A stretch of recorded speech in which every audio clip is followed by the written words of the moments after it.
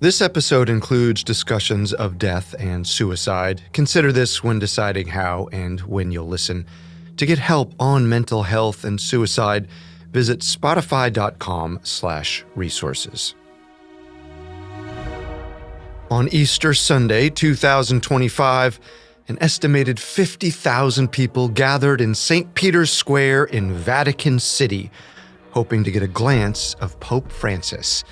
He hadn't appeared in front of a crowd that large since being hospitalized for bronchitis and pneumonia earlier in the year. But this was the final day of Holy Week. He cast aside any worry for his own health and delivered an Easter blessing before taking to the square in his Pope-mobile. Then, on Monday, news broke that he had passed away that morning at the age of 88. Just hours later, the Vatican reported on Pope Francis's cause of death, a stroke followed by a coma and heart failure. In fact, they released a good deal of information on his final hours. Perhaps that's because Pope Francis was widely considered an honest and direct leader.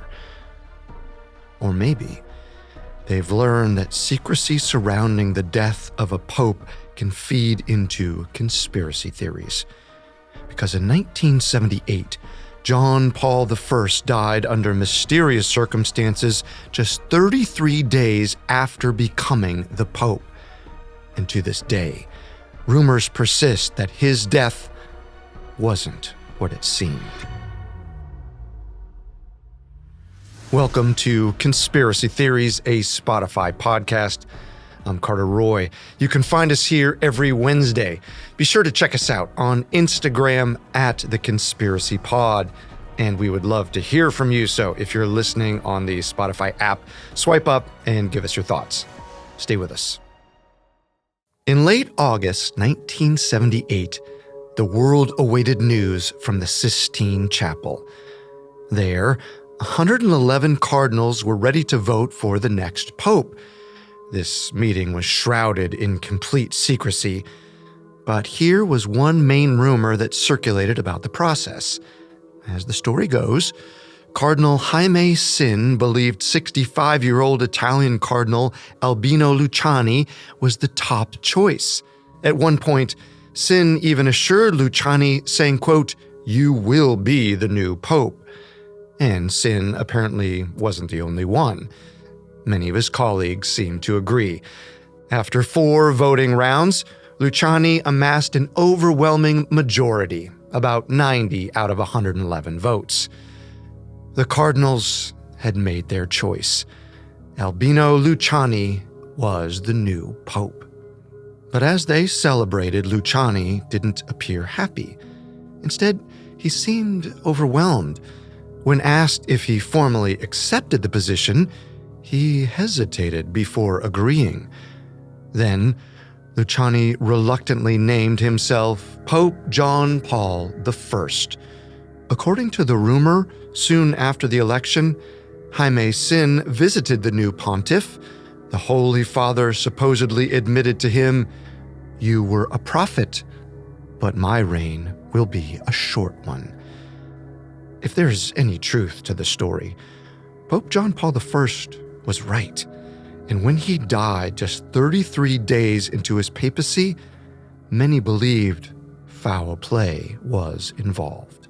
To get to the heart of this theory, we have to go back to 1922, when a 10-year-old Luciani decided he wanted to be a man of God. That year, during the observance of Lent, his Italian mountain village had a visitor, a friar from a devout Catholic group called the Capuchin Franciscans. They lived a lot like monks and traveled to poor areas to help feed and care for those living below the poverty line. From a very young age, Luciani wanted to help the less fortunate. Now he watched in amazement as the friar preached the Lenten sermons to the community. It was at that moment he realized he wanted to become a priest. His mother, a devout Roman Catholic, suggested he attend a minor seminary. Before long, Luciani was deeply immersed in his studies and on his way to joining the priesthood. He earned a reputation for being a well-liked, modest man. Even the church's leadership noticed this, which helped him ascend the ranks quickly. In 1958, Luciani was ordained as a bishop, and when the Patriarch of Venice died in 1969, then Pope Paul VI called on Luciani to replace him. Patriarchs are a special type of archbishop handpicked by the Pope. The Patriarch of Venice, in particular, was in charge of 9 dioceses in northwestern Italy. In other words, this was a massive promotion. It's said that Luciani's bishops were loyal and enjoyed working with him. Together, they collaborated on humanitarian work, which benefited many of the locals, especially the underprivileged. They relied on funds from the Catholic Bank of Veneto to support the diocese. Clergy even called Veneto the priest's bank, because the financial institution did them many favors. But this wasn't just out of the goodness of their hearts. Veneto was close to the Vatican's personal bank, the Institute for the Works of Religion, which held a majority share in the Veneto Bank.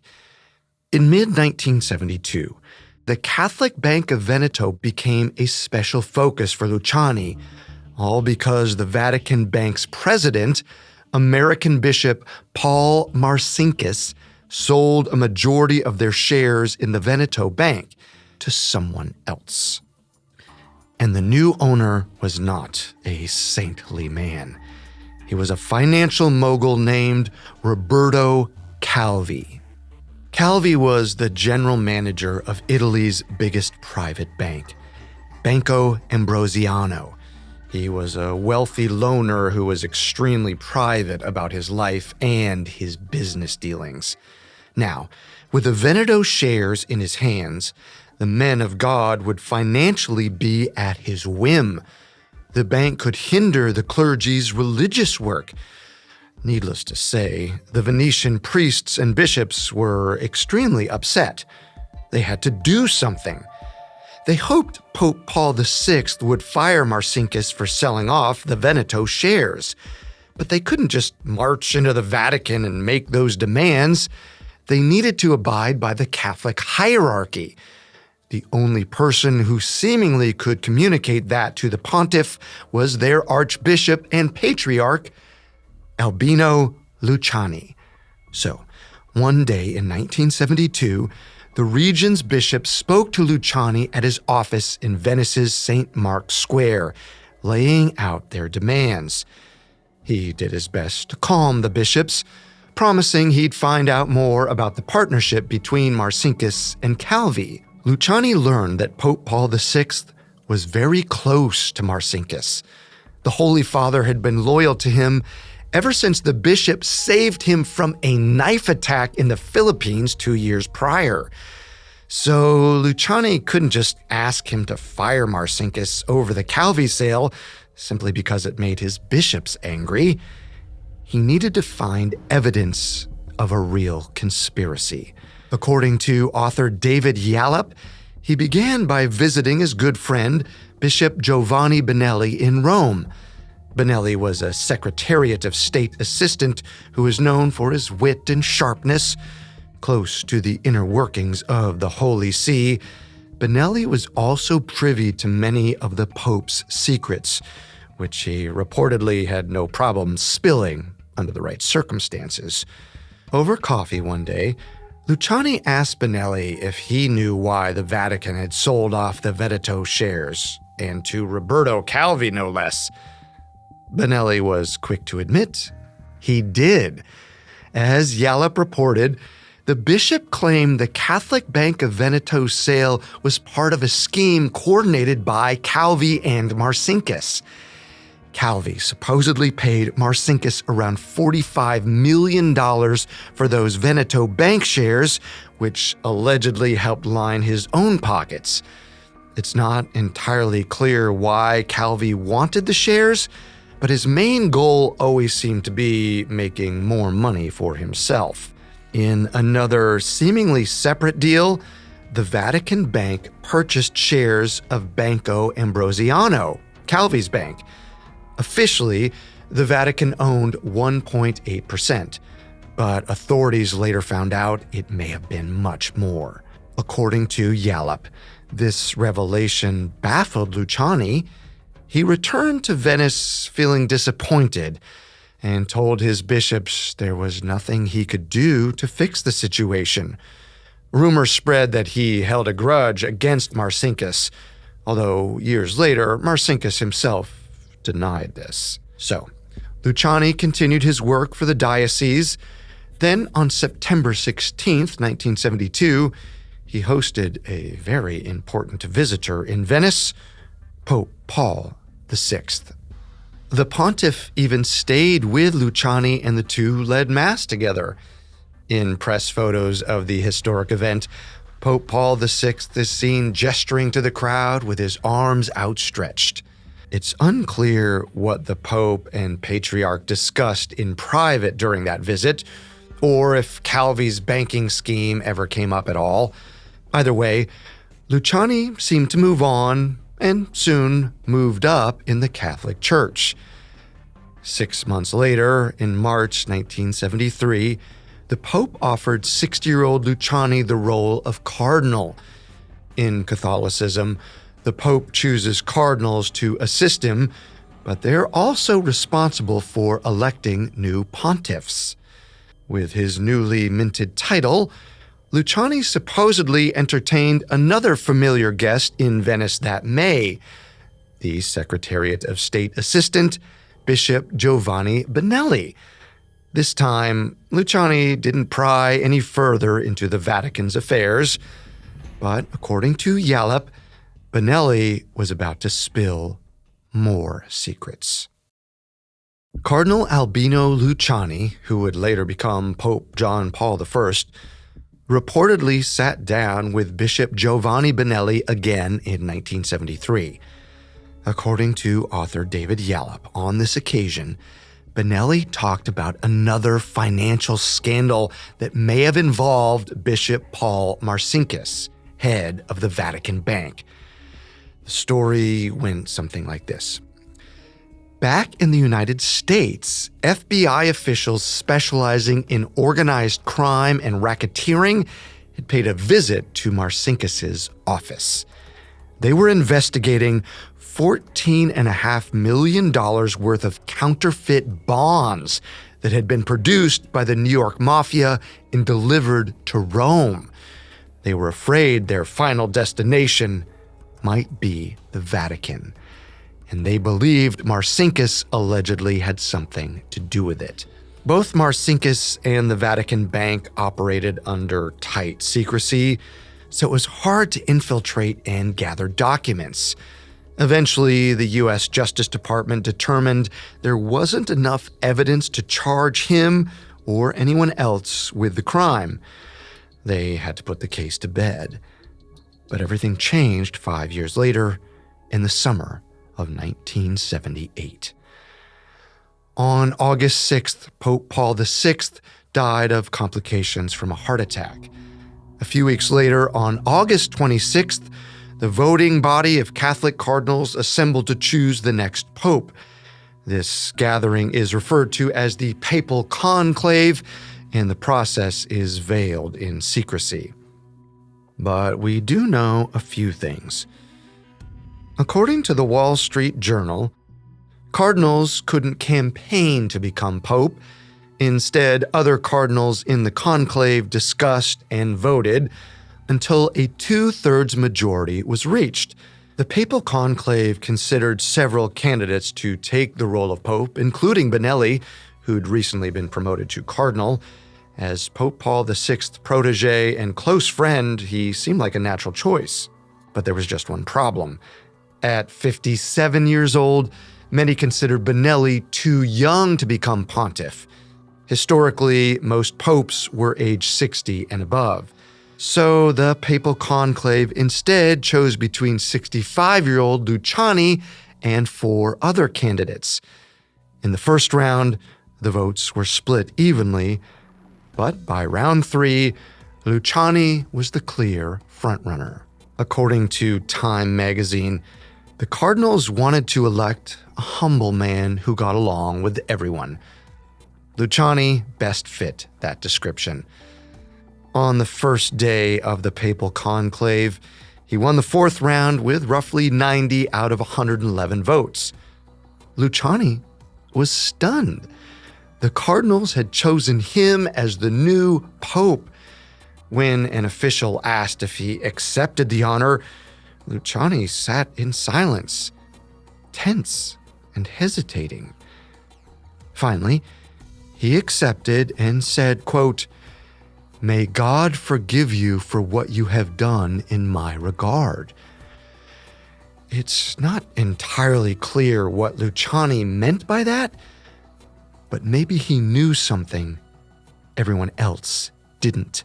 He chose the name Pope John Paul I in honor of the 2 Holy Fathers who helped him ascend the Church's ranks, Popes John the 23rd and Paul VI. That same day, the Vatican announced Luciani's papacy and his new name to the crowd outside St. Peter's Square. Everyone cheered as they welcomed the new pontiff. Unlike many of his predecessors, Pope John Paul I retained his modest and humble nature even as the head of the Catholic Church. Instead of a traditional coronation ceremony, he held an inauguration similar to American presidents. He didn't have time for glamorous perks. As the Catholic Church's supreme pontiff, he was now the leader of Vatican City, which is technically a small country of its own. That meant he could make all the personnel changes he wanted, which included replacing the Vatican Bank president. But first, the new pope concerned himself with helping the world at large. On Italian radio, he announced his 6-point plan for the Vatican. It included promoting church unity, preaching the gospel, revising some laws, and helping the poor. He didn't get very far into his agenda. On Thursday, September 28, 1978, the Pope woke to a typical day. He prayed and led Mass in the morning. Then he retired to his apartment for the remainder of the afternoon. The facts after this are fuzzy, but here's what we know for sure. Around 7 p.m., the Pope appeared to have chest pains, but didn't want to call a doctor. Instead, he had a few meetings, ate dinner, and went to his bedroom around 9:30 p.m. The next morning at 5:10 a.m., the Vatican nuns left the pontiff's coffee outside his apartment, per usual. Only he never came out to drink it. They knew something was amiss. According to Stefania Falasca, vice president of the John Paul I Vatican Foundation, a sister Vincenza knocked on his bedroom door, but there was no answer. She then sent for help.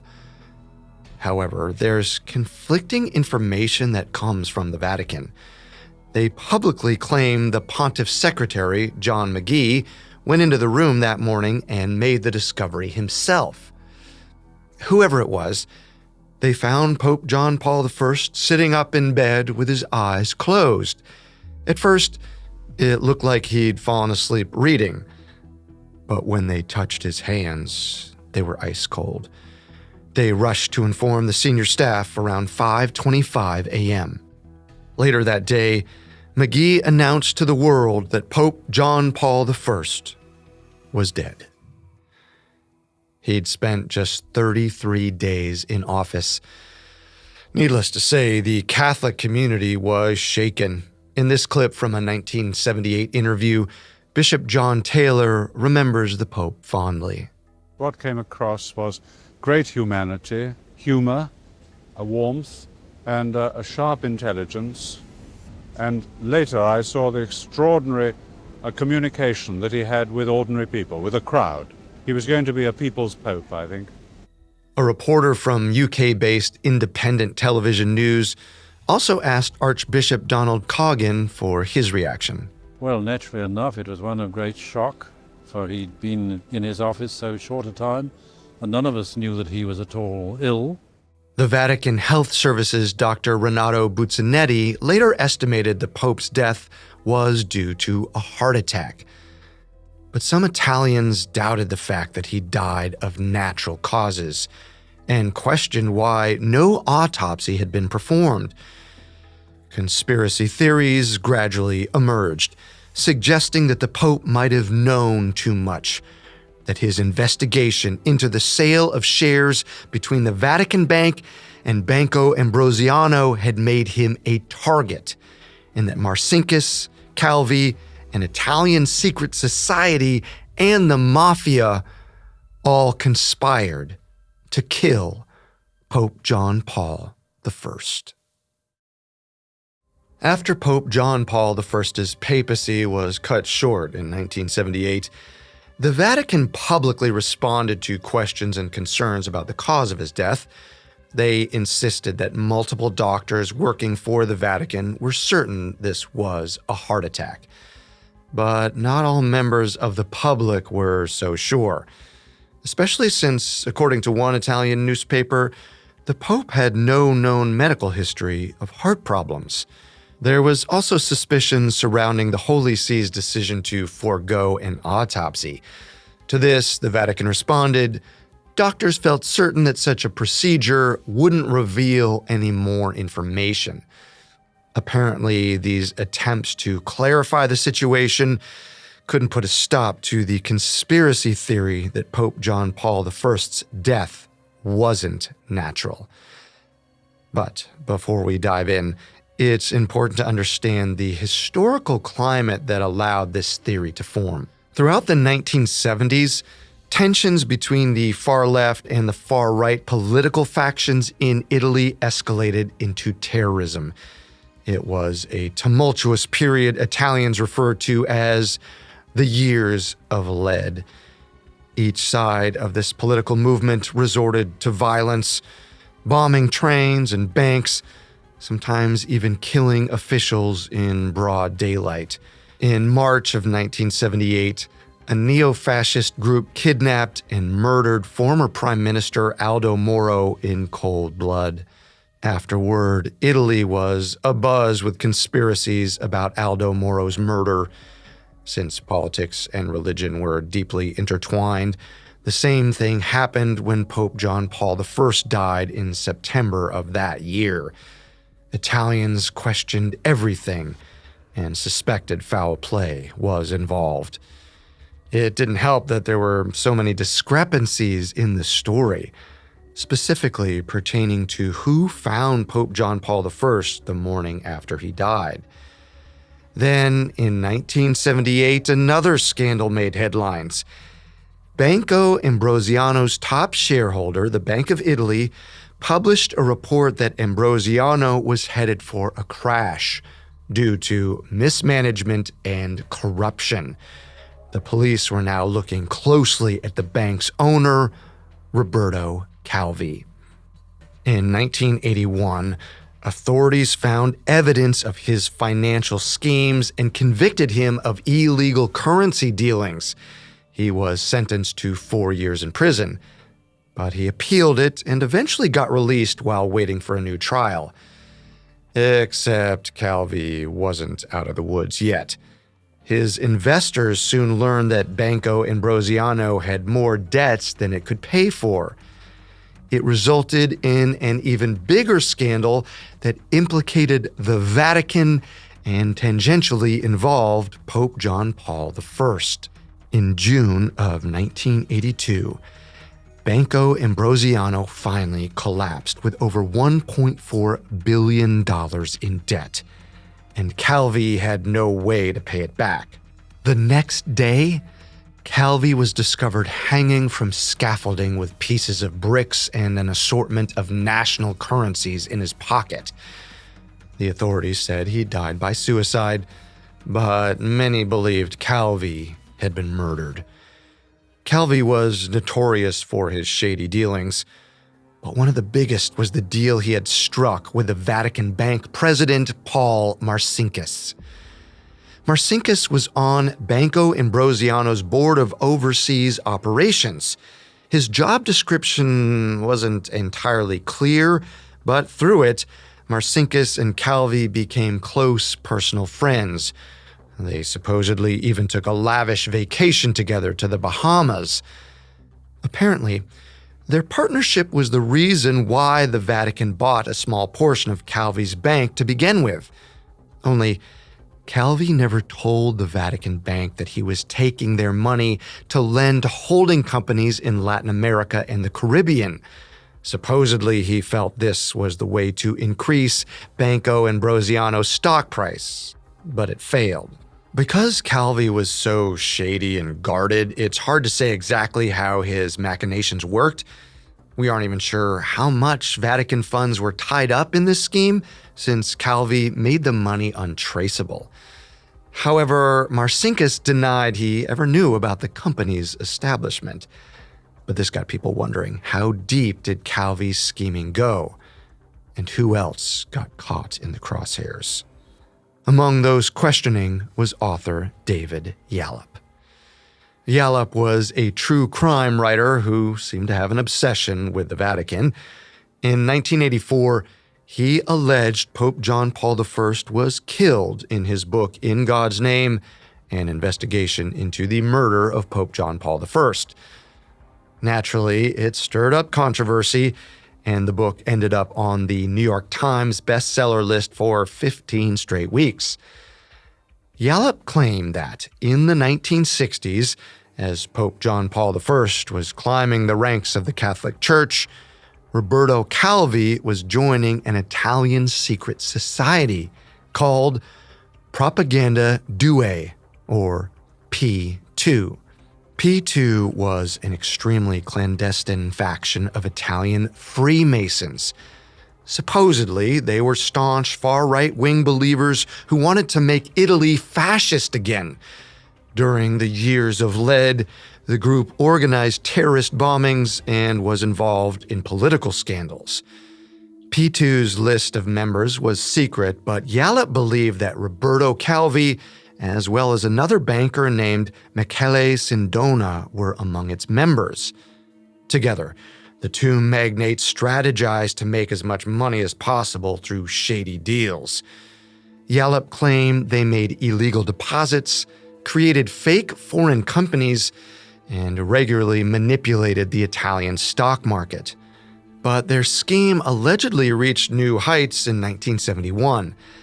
That year, Pope Paul VI appointed American Bishop Paul Marcinkus as president of the Vatican Bank, and Sindona happened to be close friends with Marcinkus. Yallop claims Sindona introduced Marcinkus to Calvi in a meeting later that year, and Marcinkus agreed to participate in their corrupt enterprises, especially if it would financially benefit him as well. Before long, the Vatican Bank had made the controversial purchase of several shares of Banco Ambrosiano. Now, thanks to Marcinkus, the Vatican had connections to other questionable groups as well, such as P2 and the American Mafia, who ran the counterfeit bond scheme we mentioned earlier. But these men weren't untouchable. In 1972, the Patriarch of Venice, Albino Luciani, learned about the shady banking deal. According to Yallop, Marcinkus, Calvi, and Sindona believed Luciani would seek revenge against them one day. And that moment seemed to come 6 years later when Luciani became Pope John Paul I. According to Yallop, Marcinkus thought the new pope was suspicious of him, and if he lost his powerful position as Vatican Bank president, he'd lose access to the pope's finances, which were crucial to Calvi's schemes and his efforts to line his own pockets. But if the pope died, Marcinkus could keep his job, and Calvi and Sindona's schemes could continue. Which is why Yallop concluded one of these men could have killed the Pope with poison. Yallop suggested this would have been quite easy. He believed the Vatican wasn't well guarded, meaning any of these men could have gotten in. In fact, Yallop even tested this theory himself. He claimed that one evening he breached the walls of the Vatican deliberately carrying a suitcase that looked like a bomb. Apparently, he made it past the perimeter without anyone noticing him. But there were many flaws in the rest of Yallop's so-called investigation. He lacked specificity when it came to fleshing out the facts. New York Times journalist Paul Hoffman pointed out that Yallop's sources were either nameless or dead. And as we just heard, he had rather unconventional methods for researching his story. That's because he wasn't a traditional investigative journalist. He was a writer for British TV shows, like the BBC soap opera EastEnders, and he was later fired from the TV series for pitching egregiously violent storylines. His work even seemed to annoy the Vatican itself. According to the New York Times, the Vatican said, quote, "It is shocking and deplorable that anyone could so much as think, let alone publish, theories of this kind." 5 years later, in 1989, an award-winning journalist named John Cornwell published a book called A Thief in the Night: Life and Death in the Vatican. Cornwell cited all of his sources and interviewed many key figures, including Marcinkus, who denied all fraud allegations. In another chapter, Cornwell talked to Don Diego Lorenzi, who was Pope John Paul I's Italian secretary. Lorenzi disputed Yallop's claim that Vatican security could be easily breached. Plus, Lorenzi recalled the Pope didn't have any visitors the night he died. He said, quote, "There are only 2 entrances to the papal apartments, and they are guarded both day and night. Unless, of course, someone managed to jump from St. Peter's Square straight into his bedroom." As for the poisoning, Cornwell spoke to an impartial expert, vascular surgeon and Yale professor Dr. C. Francis Rowe, who didn't think it was possible. Rowe pointed out that if Pope John Paul I ingested a toxin, there would be obvious evidence of the trauma. However, when the staff found his body, it seemed as though he had died reading peacefully. Dr. Buzzanetti, who theorized the Pope's leading cause of death, agreed. He didn't think it was remotely possible that the pontiff was poisoned. No one even alerted him that the Pope might have been in pain that night. While Cornwell's book seemed to fully debunk Yallop's theory, the conspiracy theories lived on for over 3 decades. As of this recording, Pope John Paul I is in the process of canonization to achieve Catholic sainthood. There are 3 steps before he can fully be canonized. First, he must be considered venerable, then blessed, before becoming a saint. Pope John Paul I posthumously achieved the first step in 2017. 5 years later, in 2022, the late Pope Francis moved his predecessor one step closer to sainthood, to the second stage, blessed. In his sermon, the Holy Father focused on Pope John Paul I's humble, upbeat nature, pushing aside any wild conspiracies from the previous decades. He said, quote, "How beautiful is a church with a happy, serene, and smiling face that never closes doors, never hardens hearts, never complains or harbors resentments, isn't angry, does not look dour or suffer nostalgia for the past." Thank you for watching Conspiracy Theories. We're here with a new episode every Wednesday. Be sure to check us out on Instagram @TheConspiracyPod. If you're watching on Spotify, swipe up and give us your thoughts. Amongst the many sources we used, we found A Thief in the Night: Life and Death in the Vatican by John Cornwell, The September Pope by Stefania Falaska, and In God's Name by David Yallop. Extremely helpful to our research. Until next time, remember, the truth isn't always the best story, and the official story isn't always the truth. This episode was written by Mallory Cara, edited by Wendelin Sabroso, Lori Gottlieb, and Mickey Taylor. Researched by Bradley Klein, fact-checked by Kevin Johnson and Lori Siegel, engineering by Sam Amezqua, and video editing and sound design by Ryan Contra. I'm your host, Carter Roy.